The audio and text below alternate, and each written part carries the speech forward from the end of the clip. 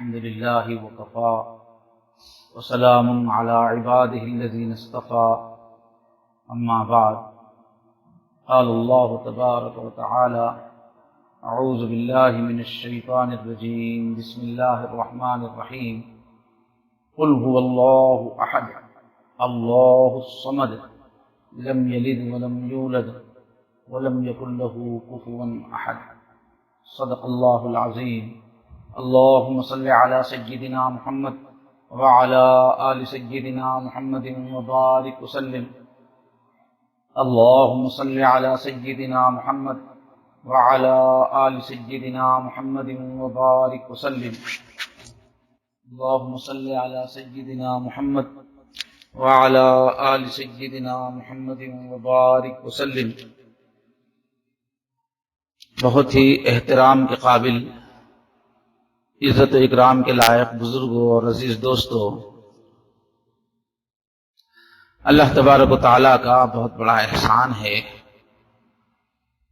کہ رمضان کے اس موقع سے آن لائن تمام احباب سے بات کرنے کا ایک سلسلہ شروع ہوا۔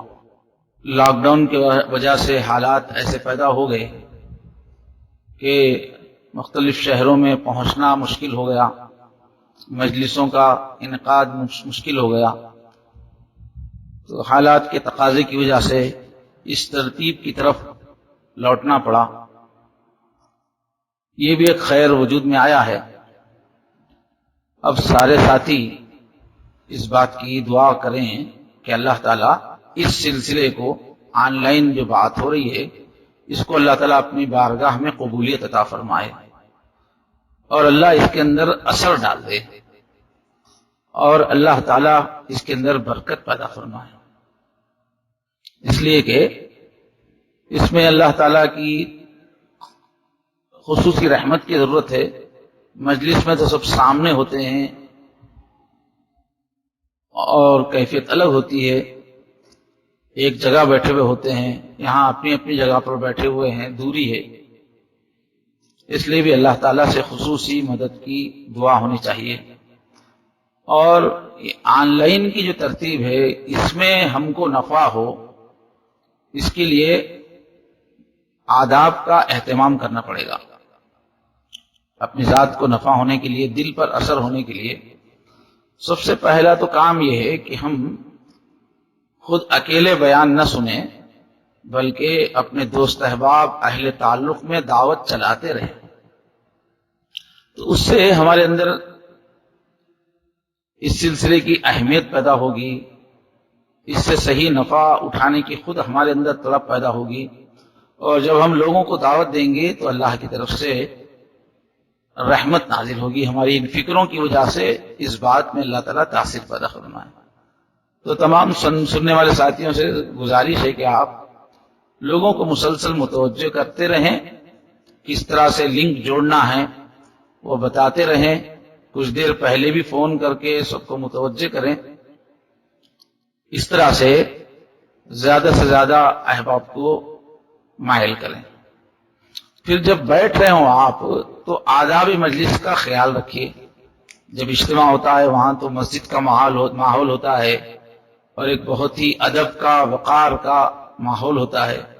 اب گھروں میں بیٹھے ہوئے ہیں تو اگر بے ترتیبی سے بیٹھیں گے، بے ادبی سے بیٹھیں گے، غفلت کی بیٹھک کے ساتھ بیٹھیں گے تو فائدہ نہیں ہوگا۔ تو آداب مجلس کا وہاں گھر میں رہتے ہوئے بھی خیال کرنا ہے۔ ایک تو یہ کہ بہت پرسکون ہو کر بیٹھے ہم،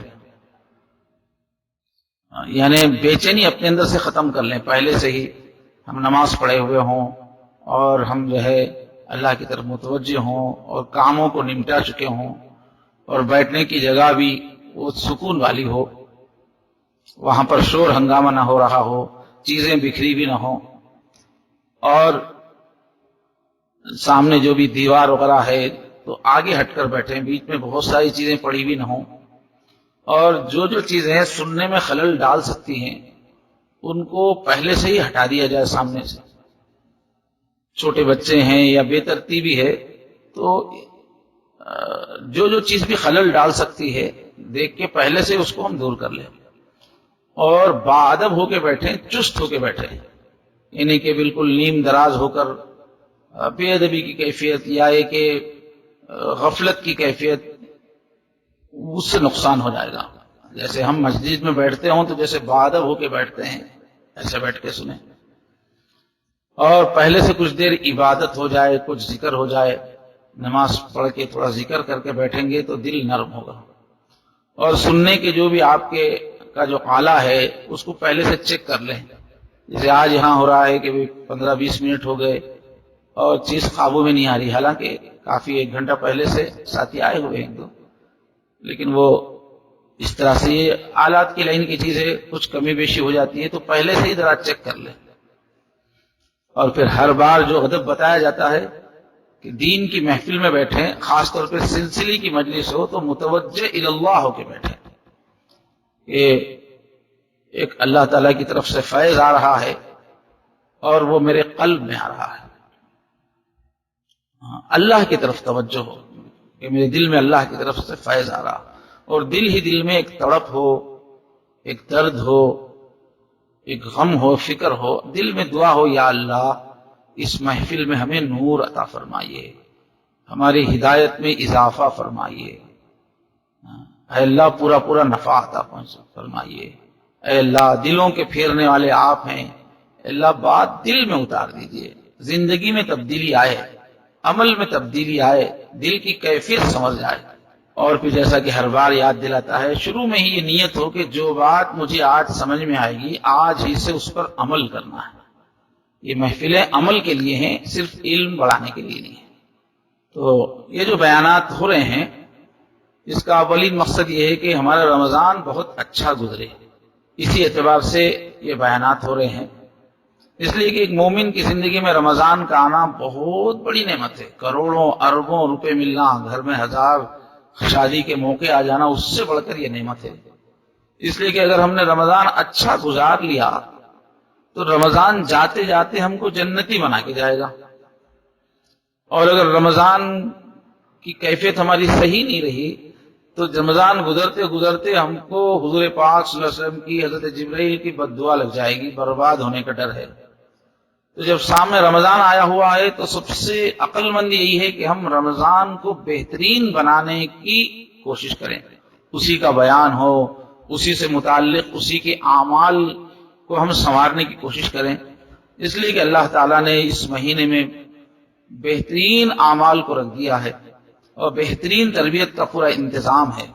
تو رمضان کو ہم بہت اچھا گزار لیں گے تو ہمارے لیے جنت انتظار کر رہی ہے اور بہترین شخصیت بنے گی۔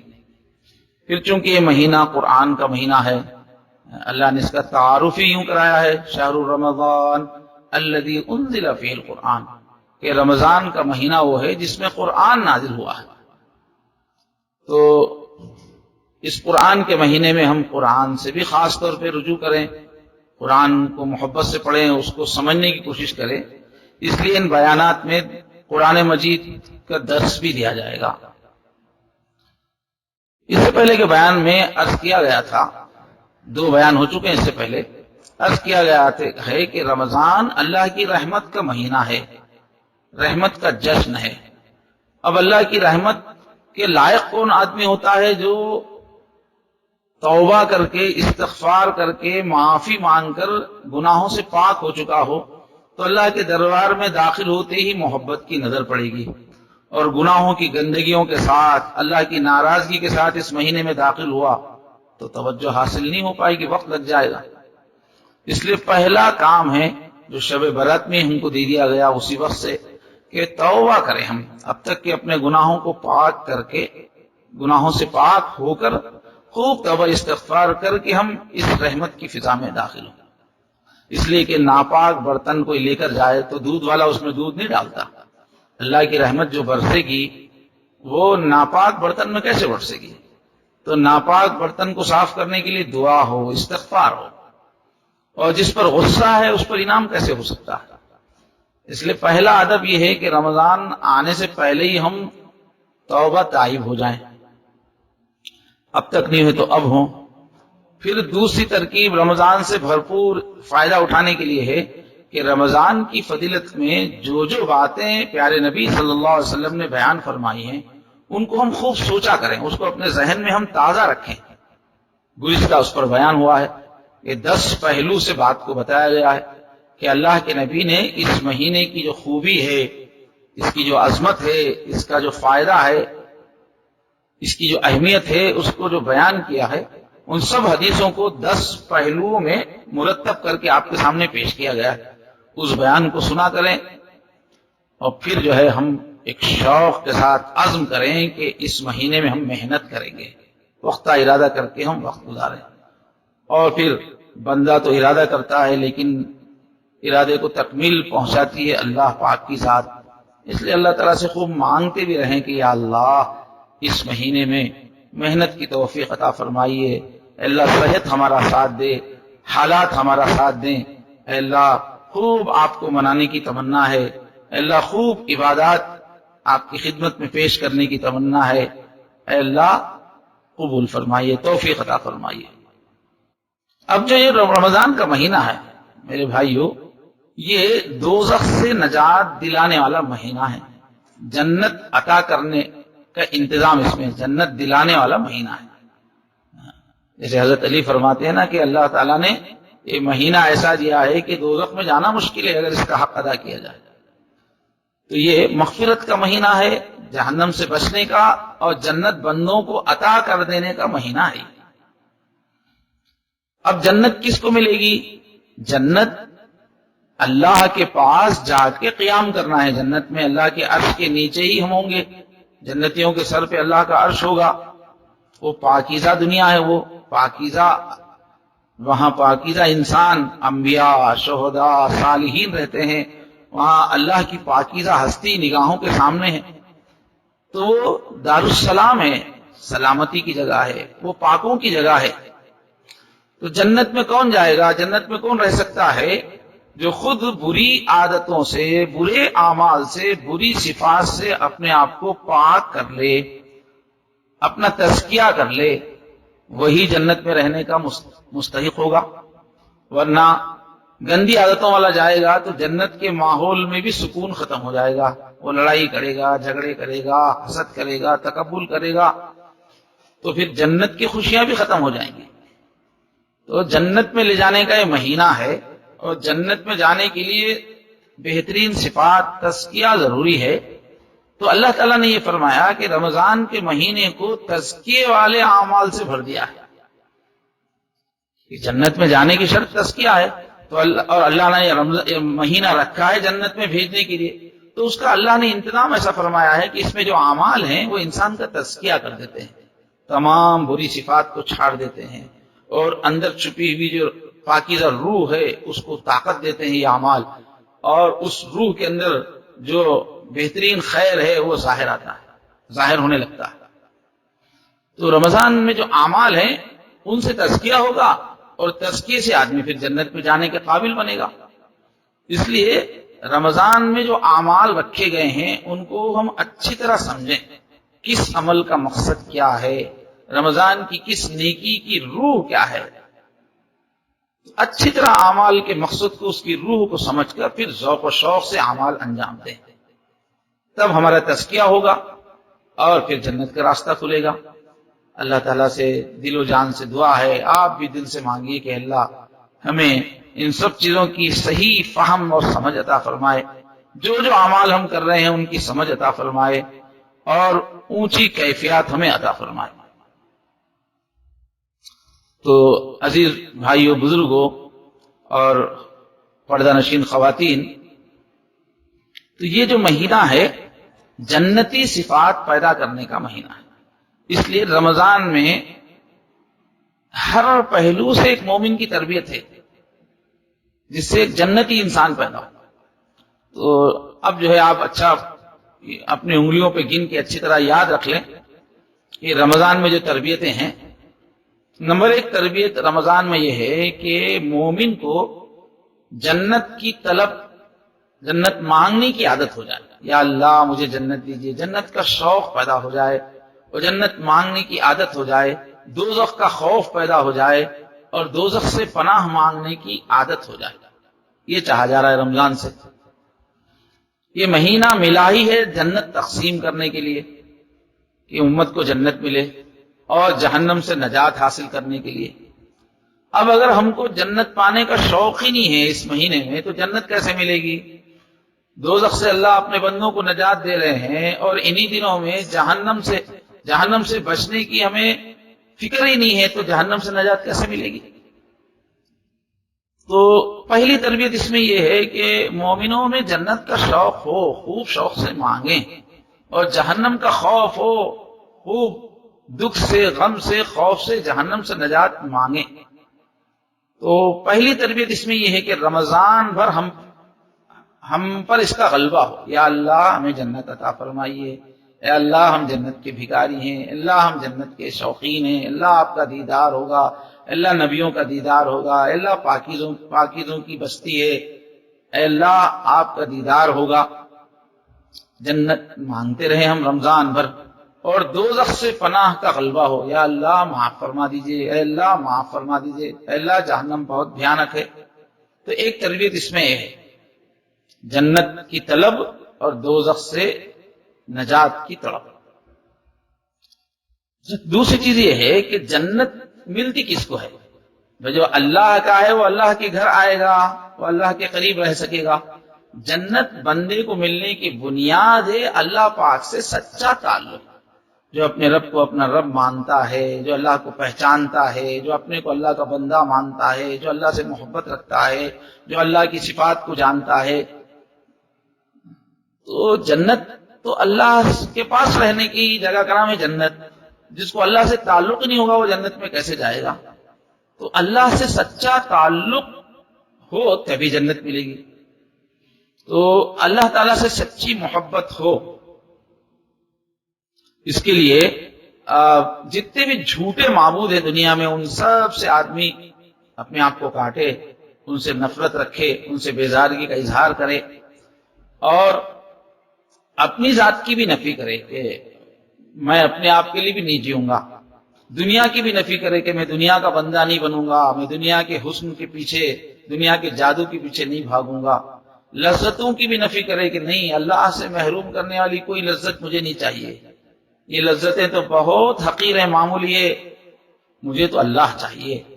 اور نفس کی نفی کرے آدمی کہ یہ جو قسم قسم کی خواہشات کر کے اللہ سے دور کرنے والا نفس ہے، اے نفس میں تجھے نہیں مناؤں گا بلکہ میں تجھے دباؤں گا۔ ان ساری چیزوں کو دبا کر اللہ کی محبت کے ترانے کثرت سے گائے آدمی رمضان میں۔ اللہ سے تعلق، سچا تعلق کیسے ہوگا؟ جب ان ساری چیزوں کی، باطل معبودوں کی نفی ہوگی، خواہشات کی نفی ہوگی، تو نفی کا جو ترانہ ہے لا الہ الا اللہ، لا الہ الا اللہ، اے اللہ آپ ہی میرے معبود ہیں، آپ ہی میرے معبود ہیں، آپ ہی میرے معبود ہیں، آپ ہی میرے مالک ہیں، آپ ہی مجھے چاہیے، میں آپ کا بندہ ہوں، آپ میرے رب ہیں۔ اللہ سے شدید محبت، اللہ کی اطاعت کے اندر دوڑ دوڑ کے حصہ لینا اور اللہ ہی کے لیے جینا، یہ پیغام ہے لا الہ الا اللہ کا۔ ہر خواہش سے دل کو پاک کر لینا، ہر دوسری چیز سے دل کو پاک کر لینا، یہ ہے لا الہ الا اللہ۔ تو رمضان میں اللہ کے نبی صلی اللہ علیہ وسلم نے جو پہلی تعلیم دی ہے وہ یہی ہے کہ بھئی جنت ملنا ہے تو اللہ سے تعلق بناؤ، اور اللہ سے تعلق کی کنجی ہے لا الہ الا اللہ۔ تو اس مہینے میں کثرت سے کرنا ہے لا الہ الا اللہ، لا الہ الا اللہ، دل کو اللہ کے علاوہ ہر چیز کی محبت سے پاک کر دینا، کوئی چیز دوسرا غیر مطلوب نہ رہے۔ یہ ایک رمضان کی خاص جو ہے مشق ہے، تربیت ہے۔ اور گناہوں سے معافی ہوگی تو ہی دوزخ سے بچے گا۔ تیسری چیز جو ہے، دوزخ سے بچنا ہے تو گناہوں کی معافی ہو، گناہ معاف ہوں گے تب جائے گا جنت میں۔ اس لیے استغفر اللہ کی کثرت ہونی چاہیے، زیادہ اللہ سے معافی مانگنا۔ اللہ کے نبی صلی اللہ علیہ وسلم نے 4 چیزوں کا رمضان میں حکم کیا، فرمایا ہے کہ 4 چیزیں کثرت سے کرو۔ ایک ہے لا الہ الا اللہ، کثرت سے کرو، اے اللہ آپ ہی میرے معبود ہیں، محبوب ہیں۔ اور دوسرا ہے استغفر اللہ، کہ میں اے اللہ میں آپ سے معافی مانگتا ہوں کثرت سے، اور اسألک الجنہ، اے اللہ میں آپ سے جنت مانگتا ہوں، واعوذ بک من النار، اے اللہ میں آپ سے جہنم سے پناہ مانگتا ہوں۔ تو یہ جو روزہ ہے، جو رمضان ہے، یہ ہے ہی جہنم سے بچنے کے لیے، اور گناہ معاف ہوں گے تو جہنم سے بچیں گے۔ اس لیے تورات میں روزے کو کفارہ بھی کہا گیا ہے کہ گناہوں سے معافی کا مہینہ ہے، معافی کا عمل ہے، اور رمضان کی جتنے اعمال ہے اس کے پیچھے یہ تڑپ ہونی چاہیے، معافی معافی معافی ہو، معافی ہوگی تو ہی تو جائے گا۔ تو ہر عمل کے پیچھے روزہ رکھ رہے ہیں، تڑپ یہ اللہ میں روزہ اس لیے رکھ رہا ہوں میرے گناہ معاف ہو جائیں۔ فرمایا من صام رمضان ایمانا واحتسابا فقد غفر له ما تقدم من ذنبه، کہ جو بھی روزہ رکھے ایمان کے ساتھ اور ثواب کی نیت سے تو کیا ملے گا؟ مغفرت ہوگی، تمام پچھلے گناہوں کی مغفرت ہوگی۔ تو روزہ رکھتے ہوئے تڑپ ہو میری مغفرت ہو جائے، اس لیے میں روزہ رکھ رہا ہوں۔ ایسے شب قدر کے پیچھے طلب کیا ہو؟ استغفار، معافی کی طلب۔ تو روزہ ہو، تراویح ہو اور شب قدر کی تلاش ہو، ایک طلب ہو میرے گناہ معاف ہوں، میرے گناہ معاف ہوں۔ تو گویا تیسری چیز کیا ہے پورے مہینے میں؟ تو توبہ استغفار کی عادت ڈالنا ہے اس مہینے میں، اور اللہ تعالیٰ سے سچا تعلق بنے گا کیسا؟ اخلاص ہو تو بنے گا، یعنی آدمی جو کچھ بھی کام کرے بس اللہ کے لیے کرے، اللہ ہی کی طلب ایسی ہو کہ ہر کام اللہ کے لیے ہو۔ تو روزے میں اخلاص کی بھی مشق کرنا ہے، یا اللہ میں یہ کھانا چھوڑ رہا ہوں صرف آپ کے لیے، پانی چھوڑ رہا ہوں صرف آپ کے لیے، شہوت پہ قابو پا رہا ہوں صرف آپ کے لیے، زبان پہ قابو رکھ رہا ہوں آپ کے لیے، اللہ مجھے آپ چاہیے۔ اور روزے کی جو فضیلت حدیث میں بیان کی گئی ہے اس کی وجہ یہی بتائی گئی ہے کہ روزے میں اخلاص ہوتا ہے۔ حدیث شریف میں الفاظ اللہ فرماتے ہیں الصوم لی، کہ روزہ خاص میرے لیے، وَأَنَا أَجْزِي بِهِ، اور خاص طور پہ میں ہی خود اس کی جزا دوں گا، اس کا بدلہ دوں گا۔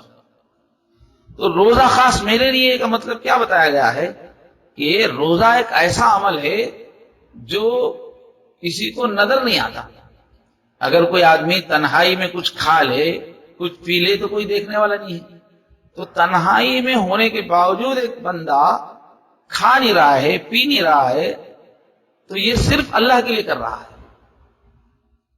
تو یہ کچھ کرنے کی عبادت نہیں ہے، یہ کچھ نہ کرنے کی عبادت ہے، یعنی نہ کھانے کی، گناہ نہ کرنے کی، اور یہ چیز اللہ ہی دیکھتے ہیں۔ اس لیے اللہ فرما رہے ہیں کہ یہ میرا بندہ جو کچھ بھی کر رہا ہے اس میں دوسروں کو دکھانے کا یا موقع ہی نہیں ہے، یہ صرف میرے لیے کر رہا ہے۔ تو فرما رہے ہیں یہ ایسی عبادت ہے جو خاص میرے لیے مکمل کی جاتی ہے، اس واسطے میں ہی اس کا بدلہ دوں گا۔ تو روزے کی قبولیت کا جو راز ہے، روزے کی اہمیت کا جو راز ہے، اخلاص ہے، کہ صرف اللہ کے لیے کوئی عمل کرنا۔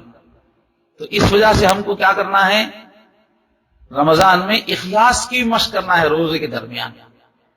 ایسی پانچویں چیز ہے، رمضان کا مقصد ہے تقوی۔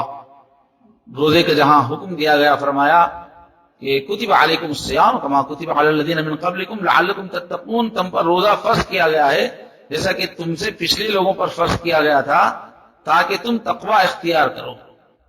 تو روزے کا مقصد بتایا گیا ہے تاکہ تمہارے اندر تقوی پیدا ہو۔ تو تقوی کا مطلب کیا ہے؟ گناہوں سے بچنا۔ چنانچہ رمضان میں اس کی بھی مشق ہونی چاہیے کہ جب ہم روزہ رکھیں تو صرف کھانے سے بچنا ہی نہیں ہے، منہ کا بھی روزہ ہو، کھانا نہ کھائے آدمی، پانی نہ پیے آدمی، شہوت کا بھی روزہ ہو، پورے اعضاء کا روزہ ہو، آنکھوں سے کوئی غلط چیز نہ دیکھے، زبان سے کوئی غلط بات نہ بولے، ہاتھ سے کوئی غلط کام نہ کرے، یعنی ہر قسم کے گناہوں سے بچنے کی مشق ہے۔ تقویٰ کہتے ہیں گناہوں سے بچنے کو، احتیاط کے ساتھ رہنے کو۔ تو رمضان میں ایک مشق کرنا ہے کہ ہم پورا مہینہ ہر گناہ سے بچنے کی کوشش کریں گے، بچیں گے۔ اور یہ جو روزہ کے لیے عربی لفظ ہے صوم، صوم کے معنی ہی ہے پکڑ کے رکھنا۔ گھوڑوں کو عرب لوگ جو فوجی ٹریننگ دیتے تھے، جنگ لڑنے کی جو ٹریننگ دیتے تھے، اس کا نام ہوتا تھا صوم۔ اسلام کے آنے سے پہلے یہ لفظ استعمال ہوتا تھا، تو گھوڑوں کو جنگ کے لیے جو تیار کیا جاتا تھا تو خوب بھوکا رکھا جاتا تھا، پیاسا رکھا جاتا تھا، اور بہت گرمی میں ان کو رکھا جاتا تھا اور خوب دوڑایا جاتا تھا، غذا کم دی جاتی تھی، یعنی ان کو سکھایا جاتا تھا اپنے اوپر کنٹرول، بھوک پہ کنٹرول، پیاس پہ کنٹرول، سختی پہ کنٹرول، موسم کی سختی پہ کنٹرول، تو اسی کا نام ہے صوم۔ تو روزہ رکھنا کیا ہے؟ اپنے آپ کو، اپنے نفس کو مشق کروانا ہے کہ ہم تکلیف اٹھائیں گے، بوجھ اٹھائیں گے، اور ہم برداشت اپنے اندر پیدا کریں گے۔ تو روزہ نام ہی ہے محنت اور مشقت کر کے اپنے اوپر قابو پانے کا۔ تو گناہوں سے بچنے کی مشق کریں تمام ہی۔ یہ رمضان کی 5ویں تربیت تھی۔ رمضان کی 6ٹھی تربیت ہے کہ اللہ کے بندے، ایمان والے، قرآن مجید سے بہت اچھا اپنا تعلق بنائیں اس مہینے میں۔ امت کا رشتہ رمضان ہی قرآن سے جوڑتا ہے۔ رمضان جب آتا ہے تو تراویح ہوتی ہے، کثرت سے قرآن مجید کی تلاوت ہوتی ہے۔ اگر رمضان نہ ہوتا تو حفاظ نہیں ہوتے، اور اتنا زیادہ قرآن اور حفاظ نہیں ہوتے، مدرسے نہیں ہوتے۔ ان تراویحوں کی برکت سے ہی پوری امت میں قرآن سے رشتہ مضبوط ہو گیا۔ تو رمضان مہینہ ہے قرآن کا، الذی انزل فیہ القرآن۔ اللہ تعارف ہی کراتے ہیں اس مہینے کا کہ یہ وہ مہینہ ہے جس میں قرآن نازل ہوا، اس لیے اس مہینے کی خاص پہچان ہے قرآن۔ اگر رمضان کو اگر ہم ایک بارات مانیں تو اس بارات کا دلہا ہے قرآن۔ تو اللہ کے نبی بھی کثرت سے قرآن پڑھتے تھے اور امت بھی کثرت سے قرآن سے جڑتی ہے۔ تو قرآن سے جڑنے کا کیا مطلب ہے؟ کہ علم کا ذوق پیدا ہو، اللہ کی شریعت کیا ہے، اللہ کے احکام کیا ہیں، اللہ کی معرفت کیا ہے، یہ قرآن کے ذریعے سے امت جانے۔ اور قرآن سے دل کا زنگ بھی دور ہوتا ہے، برے جذبات ہیں، غفلت ہے، یہ بھی قرآن مجید کی کو سمجھ کے پڑھنے سے یہ چیز حاصل ہوتی ہے۔ تو دل اور دماغ دونوں کی پاکیزگی کا سامان ہے کثرت سے قرآن کی تلاوت کرنا۔ عقل کی بھی تربیت ہے، جذبات کی بھی تربیت ہے۔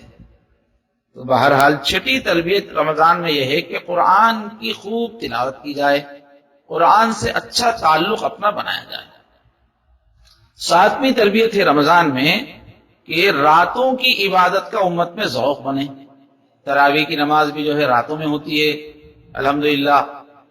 جو کبھی 2 رکعت نفل نہیں پڑھتے وہ لوگ بھی رمضان میں حافظ صاحب کے پیچھے 5 پارے سنتے ہیں قرآن کے، اور کتنے بڑے شوق سے مجمع جمع ہوتے ہیں۔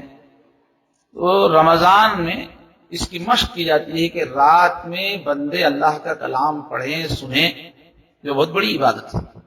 اور سحر میں جب اٹھتے ہیں تو اس وقت بھی تہجد کے لیے بڑی فضیلت آئی ہے، تو جب تہجد میں اٹھتے ہیں تو کچھ نہ کچھ عبادت کر لیتے ہیں۔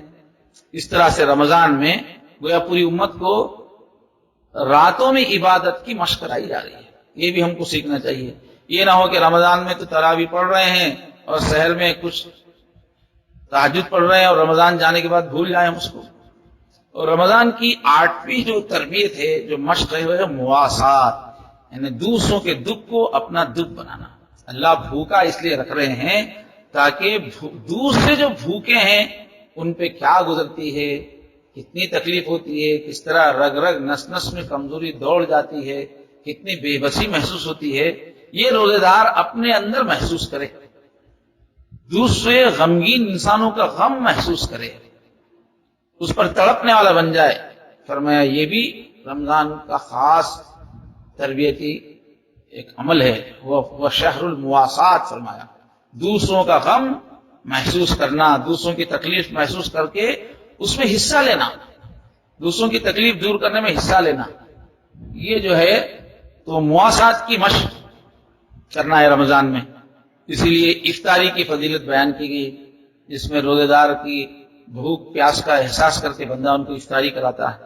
اور اللہ کے نبی صلی اللہ علیہ وسلم اتنی سخاوت کرتے تھے رمضان میں، فرماتے ہیں جیسے لگتا ہے کہ تیز آندھی چل رہی ہے۔ اور رمضان کی 10ویں جو تربیت ہے وہ ہے کثرت دعا۔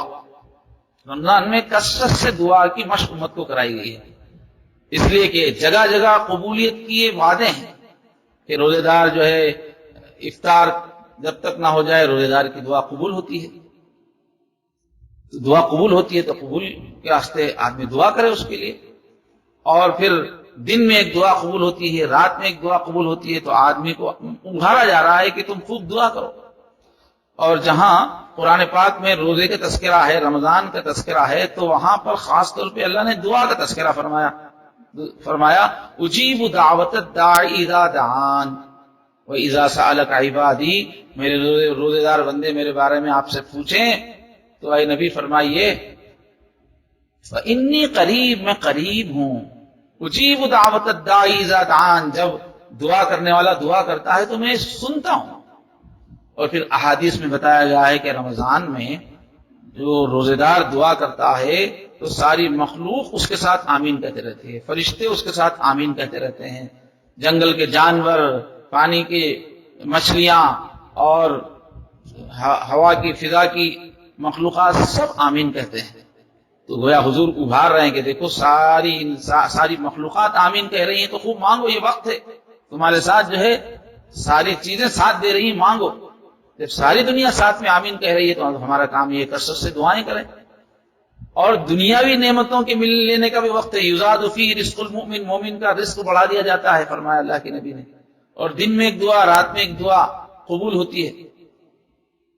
تو اس سے گویا مشق کرائی جا رہی ہے امت کو کہ تم دعا والے بنو، کثرت سے دعا کرو. اور رمضان کی 10ویں جو تربیت ہے وہ ہے اللہ کے لیے سب سے ہٹ کٹ کے اللہ کی یاد میں بیٹھ جانا، اللہ کی محبت میں بیٹھ جانا. اعتکاف کا عمل رکھا گیا رمضان میں. تو تخلیہ کی مشق، سب سے کٹنا، دنیا سے کٹ جانا، اللہ کی یاد میں کھو جانا، یہ بھی ایک عمل رکھا گیا ہے. تو اس طرح سے کیا کہ تنہائیوں کی عبادت کا ذوق بنایا جا رہا ہے کہ دیکھو تمہاری زندگی میں کچھ تنہائی کا وقت ہونا چاہیے جس میں اللہ سے تم لو لگاؤ اور اس میں اپنی شخصیت میں تم ڈوب جاؤ. تنہائی میں اچھی طرح غور و فکر ہوتا ہے کہ زندگی کی حقیقت کیا ہے، کائنات میں اللہ تعالیٰ کی نشانیاں کیا ہے، اللہ کی قدرت، اللہ کی رحمت، اور زندگی کے احوال پہ غور کر کے آدمی اپنی شخصیت میں ڈوب سکتا ہے، زندگی کے حقائق کو گہرائی سے سمجھ سکتا ہے. تو تنہائی میں ہی آدمی میں گہرائی پیدا ہوتی ہے. اس کا انتظام بھی رمضان میں کیا گیا ہے. اعتکاف کو رکھ کے اپنے من میں ڈوب کر پاجا سراغ زندگی، ڈوب جاؤ اپنے من کے اندر، تب جا کے زندگی کی حقیقت معلوم ہوگی. اور یہ توجہ اللہ جب پیدا ہوتی ہے، جب آدمی کے اندر تنہائی اور ساری دنیا سے کٹ کے اللہ سے لو لگانے کا جب ایک ملکہ پیدا ہوتا ہے تو گناہوں سے بچنا آسان ہو جاتا ہے اور شیطان سے بچنا آسان ہو جاتا ہے. تو یہ 10 تربیتیں رمضان کی ہیں. تو پہلی چیز جو ہے اس پہ آج تھوڑی سی بات کی جائے گی. تو پہلی چیز میرے بھائیوں جو اپنے اندر پیدا کرنا ہے اس وقت وہ ہے کلمے کی کثرت سے اللہ کی محبت اور اخلاص پیدا کرنا ہے.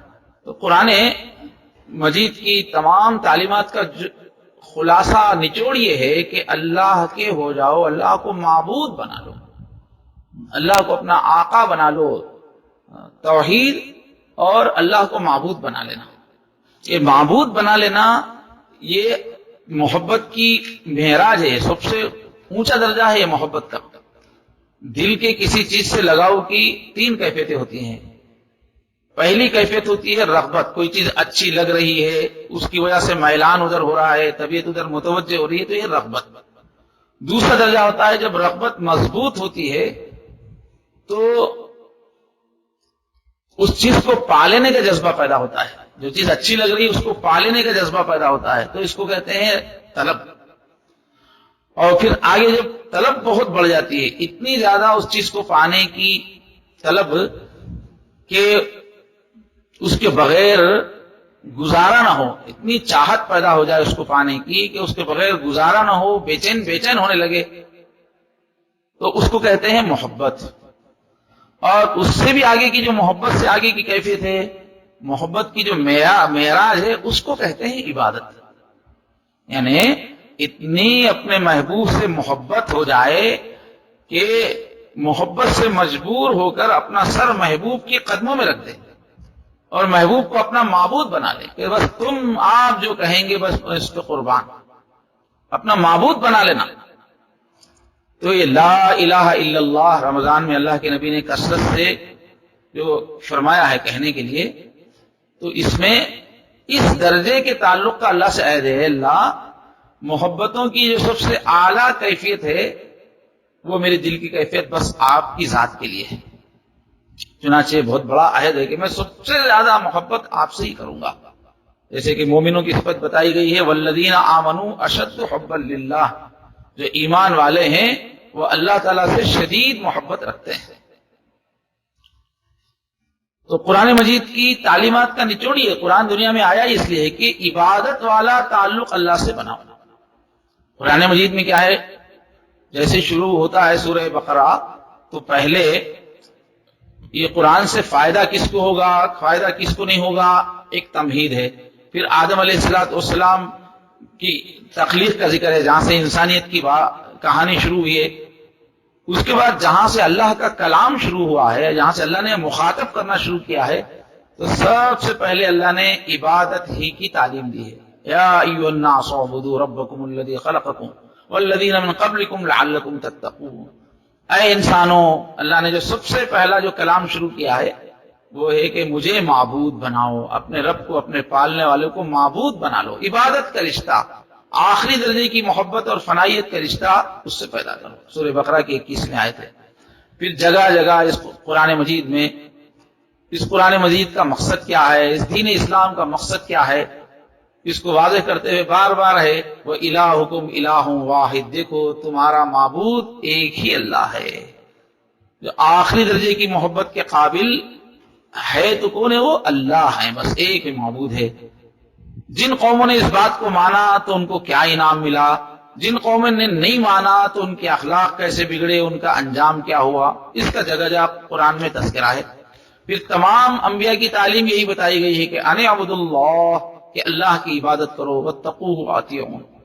اور جب قرآن ختم ہونے لگا، آخر میں جب بات ختم ہونے لگی تو بات کو ختم کرتے ہوئے سورہ اخلاص پہ قرآن مجید ختم ہوا۔ اس کے بعد قل اعوذ برب الفلق اور قل اعوذ برب الناس، تو یہ گویا جیسے پہرے دار ہوتے ہیں ایسے شیطان سے بچاؤ کی آیتیں ہیں یہ، لیکن اصل جو قرآن کا اختتام ہوا ہے وہ سورہ اخلاص پر ہوا ہے۔ تو سورہ اخلاص کیا ہے، پورے قرآن کی سمری ہے، خلاصہ ہے۔ اور سورہ اخلاص کے اندر کیا ہے، اللہ کی توحید بیان کی گئی ہے۔ اخلاص اس کے معنی ہی اخلاص، یعنی سب سے دل کو پاک کر کے اللہ کے ہو جانا۔ اگر کوئی سورہ اخلاص کو اچھی طرح سمجھ کے اس کی کیفیت کو اپنے اندر جذب کرے تو اخلاص پیدا ہوگا اس کے اندر، اس لیے اس سورہ کا نام ہے اخلاص۔ اسی کی تلاوت سے آج جو ہے بیان شروع ہوا۔ تو سورہ اخلاص میں کیا ہے، وہی توحید ہے کہ اللہ ہی کو محبوب بناؤ، رغبت ہو تو اللہ کی، طلب ہو تو اللہ کی، محبت ہو اللہ کی، عبادت ہو اللہ کی۔ پورے قرآن کا گویا سبق ہے توحید۔ تو اللہ کے نبی نے رمضان میں یہی فرمایا کہ بھائی رمضان کا نفع اٹھانا ہو، پوری عبادتوں میں جان لانا ہو، جنت کے حصول کے قابل بننا ہو تو یہی توحید اپنے اندر اتارو، اخلاص اپنے اندر اتارو۔ کلمے کی فضیلت اور برکت جو ظاہر ہوتی ہے وہ اخلاص سے ہوتی ہے۔ حضرت معاذ رضی اللہ عنہ سے روایت ہے، فرمایا ما من عبد يشهد ان لا الہ الا اللہ وان محمدا عبدہ ورسولہ الا حرمہ اللہ علی النار۔ اب یہ کلمے کے فضائل جو ہم کو پڑھنا ہے کثرت سے، اس کے ذہن میں رکھیے کہ جو بندہ بھی لا الہ الا اللہ کی شہادت دیتا ہے، اللہ اس پہ ضرور جہنم کی آگ کو حرام کر دیتے ہیں۔ یہ مسلم شریف جلد اول کی 61 نمبر کی حدیث ہے۔ اور ایک صحابی حضرت عتبان میں مالک رضی اللہ عنہ سے روایت ہے، اللہ کے نبی صلی اللہ علیہ وسلم نے ارشاد فرمایا ان اللہ قد حرم علی النار من قال لا الہ الا اللہ یبتغی بہا وجہ اللہ، کہ بے شک اللہ تعالیٰ نے حرام کر دیا ہے جہنم پر اس شخص کو جو لا الہ الا اللہ کہے اللہ کی رضا کی خاطر۔ جامع العلوم والحکم حدیث کی کتاب ہے، قال لا الہ الا اللہ مخلصا 209 نمبر کی حدیث ہے۔ اور ایک حدیث شریف میں ہے من قال لا الہ الا اللہ مخلصا دخل الجنہ، جو بھی اخلاص کے ساتھ لا الہ الا اللہ کہے تو جنت میں داخل ہو جائے گا۔ تو صحابی نے سوال کیا، اللہ کے نبی اخلاص، کلمے کا اخلاص کیا ہے؟ تو فرمایا اس کلمے کا اخلاص یہ ہے کہ یہ کلمہ تجھے گناہوں سے روک دے، یہ کلمے کا اخلاص ہے۔ یہ حدیث کی کتاب مجموع الزوائد میں حدیث ہے، جلد نمبر 1 حدیث نمبر 163۔ ایسے قرآن مجید میں بھی اس کے زبردست فضائل آئے ہیں۔ قرآن مجید میں لا الہ الا اللہ کو کلمہ طیبہ کہا گیا ہے کہیں، اب تشریح کا وقت نہیں ہے، بہت شاندار انداز میں کلمہ طیبہ کی مثال دی گئی ہے کہ سارے عالم میں، ساری کائنات میں اس کی جڑیں پھیلی ہوئی ہیں، اور شرک کو جو ہے کلمہ خبیثہ کہا گیا ہے۔ اور قرآن مجید میں کلمہ تقویٰ کہا گیا اس کو، وَعَلَّمَهُمْ کلمۃ التقویٰ، اور کلمے کو اللہ تعالیٰ نے قرآن میں حق کہا ہے، إِلَّا مَنْ شَهِدَ بِالْحَقِّ، مگر وہ شخص جس نے حق کی گواہی دی، تو حق کا نام دیا اللہ نے لا الہ الا اللہ کو۔ کہیں کلمتم باقیہ کہا گیا، وجعلها کلمۃ باقیۃ فی عقبہ لعلہم یرجعون، کہیں قرآن مجید میں اس کو عہد کہا گیا ہے کہ اللہ سے ایک عہد ہے، فرمایا لا یملکون الشفاعۃ الا من اتخذ عند الرحمن عہدا، یہ شفاعت کے مالک نہیں ہوں گے مگر وہی جو رحمان کے پاس عہد اپنا بنائے رکھے، تو عہد کہا گیا ہے۔ اسی کو حسنہ بھی کہا گیا ہے، نیکی، خوبصورت چیز، وصدق بالحسنہ سورہ واللیل میں، اور اس کو مضبوط کڑی جس کو پکڑنے پہ آدمی وہ ضائع نہیں ہوتا، فرمایا فقد استمسک بالعروۃ الوثقی، اور کہا گیا کہ یہی کلمہ سکھانے کے لیے، یہی کلمہ انسانیت کو دینے کے لیے دنیا میں تمام رسول آئے ہیں، وما ارسلنا من قبلک من رسول الا نوحی الیہ انہ لا الہ الا انا فاعبدون، کہ آپ سے پہلے ہم نے جس رسول کو بھی بھیجا ہے بس یہی وحی کی ہے ان کی طرف کہ لا الہ الا اللہ، اللہ کے سوا کوئی معبود نہیں ہے، میرے سوا کوئی معبود نہیں ہے، بس میری عبادت کرو۔ اور احادیث میں بھی اس کی بس فضائل ہیں، چنانچہ بچہ پیدا ہوتے ہی کان میں لا الہ الا اللہ کہلوایا جاتا ہے، اور ترمذی شریف کی حدیث نمبر 3383 میں اس کو افضل الذکر فرمایا، افضل الذکر لا الہ الا اللہ، ذکر میں سب سے افضل لا الہ الا اللہ ہے۔ اور المنتقى شرح معطا جلد نمبر 2 صفحہ نمبر 376 میں فرمایا گیا کہ نبیوں نے جتنی باتیں کی ہیں ان میں سب سے افضل لا الہ الا اللہ ہے، افضل ما قالہ النبیون۔ اور حضرت ابو ذر رضی اللہ عنہ سے روایت ہے، انہوں نے پوچھا کہ کیا لا الہ الا اللہ پڑھنا نیکیوں میں سے ہے؟ تو اللہ کے نبی نے فرمایا ہی احسن الحسنات، یہ نیکیوں میں سب سے بہترین نیکی ہے لا الہ، جامع العلوم والحکم۔ اور حدیث میں اس کو ایمان کا اعلیٰ شعبہ بھی بتایا گیا ہے، الایمان بضع و سبعون شعبۃ، کہ ایمان کے 70 سے زیادہ شعبے ہیں، اور ایمان کا سب سے اعلیٰ شہادت اللہ الہ الا اللہ، سب سے اعلیٰ ایمان کا درجہ لا الہ الا اللہ ہے۔ اور حضور نے فرمایا کہ اس کلمے کے ذریعے سے اپنے ایمان کو تازہ کرو، حضور نے فرمایا جددوا ایمانکم، اپنے ایمانوں کو تازہ کرو۔ صحابہ کرام نے عرض کیا اللہ کے رسول کیسے ایمان کو تازہ کریں؟ تو فرمایا اکثروا من قول لا الہ الا اللہ، لا الہ الا اللہ کثرت سے کہو۔